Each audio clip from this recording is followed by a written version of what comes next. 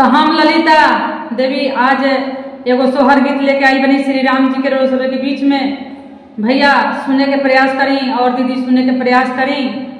और इस गीत के माध्यम से हम बतावे जा रहा बनी कि राजा दशरथ जी जब उनके पुत्र भैले तो वो कितना खुश होके अपना तीनों रनिया से पूछत आए कि रनिया कौन ऐसा व्रत कैलू कि पुत्र फल तू पा ले लू, रनिया तू बताओ।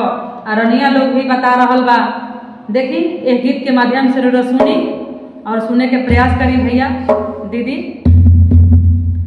एक बात पूछे न हो असिला रानी वरुण के हे कैया रानी वरुण के हे कैया रानी वरुण सुमित्रा रानी हो ए रनिया